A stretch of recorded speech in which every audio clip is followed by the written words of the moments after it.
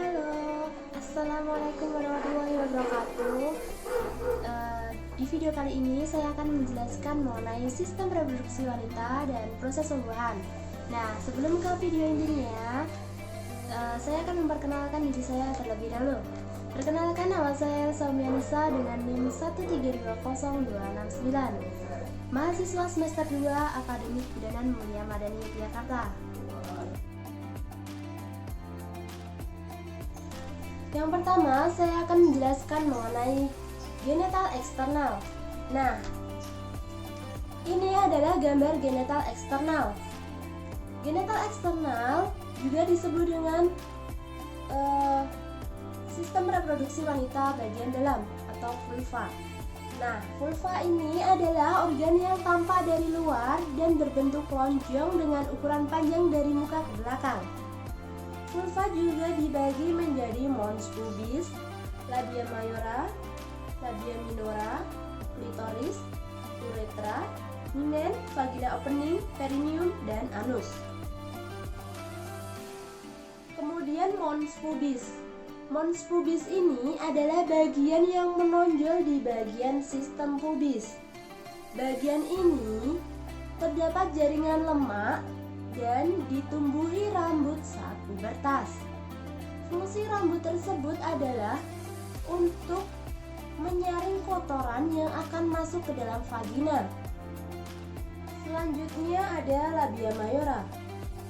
Labia mayora adalah bagian yang terdapat di bagian kanan dan bagian kiri.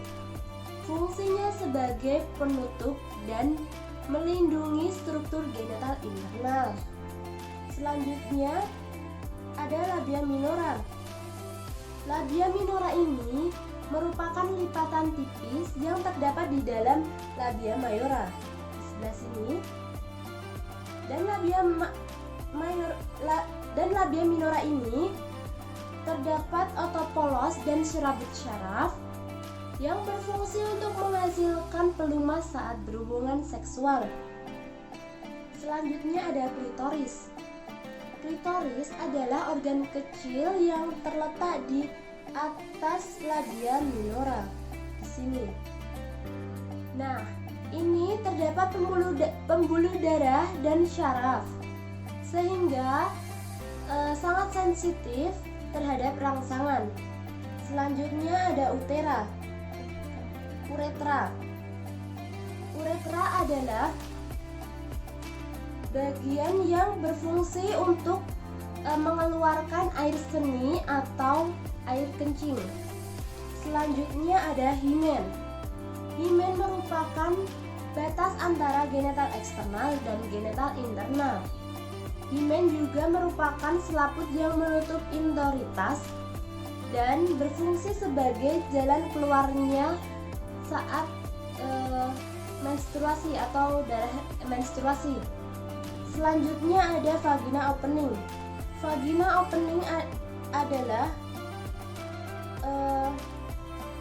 lubang vagina. Dan selanjutnya perineum. Perineum ini adalah organ yang terdapat di antara vulva dan anus. Nah, perineum ini panjangnya sekitar 4 cm. Fungsinya untuk menopang bagian panggul.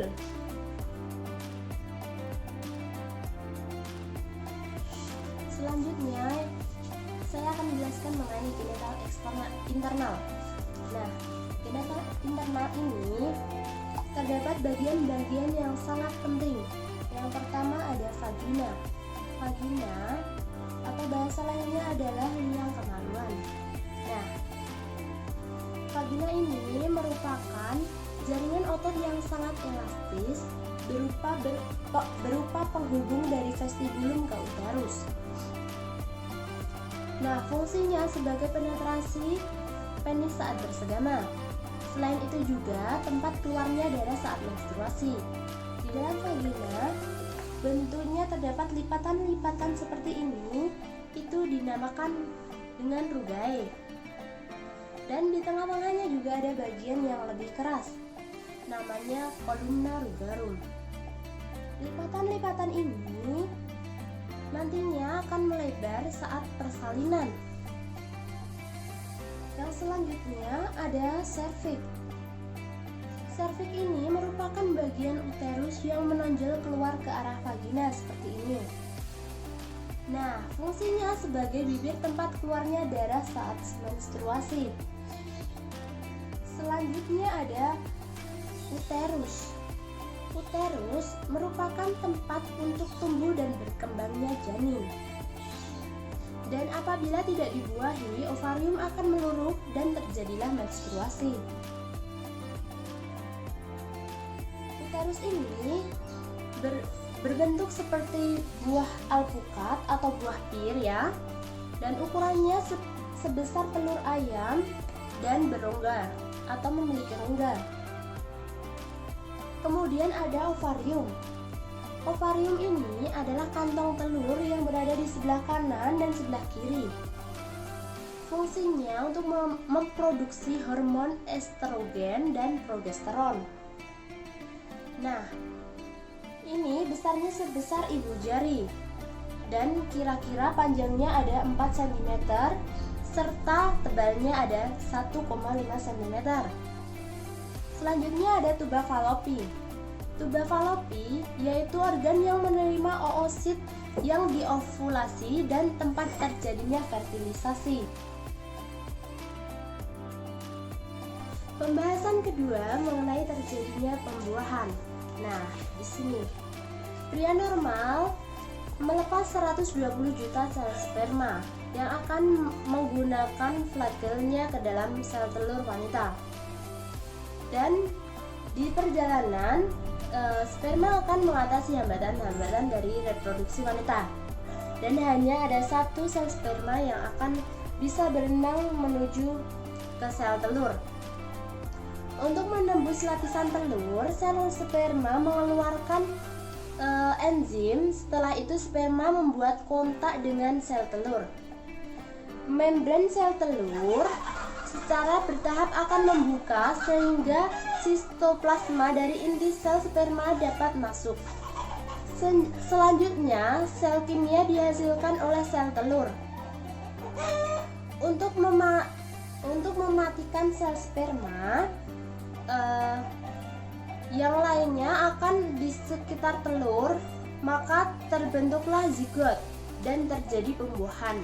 Nah, memulai perjalanan menuju rahim.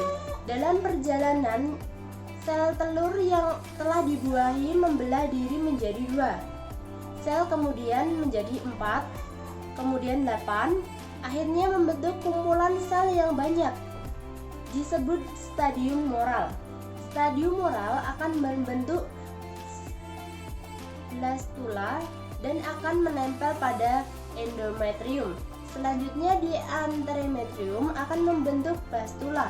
Nah, selanjutnya akan dilanjutkan dengan proses perkembangan embrio di endometrium atau yang dikenal dengan embryonogenesis. Sekian video dari saya. Terima kasih sudah menonton. Wassalamualaikum warahmatullahi wabarakatuh.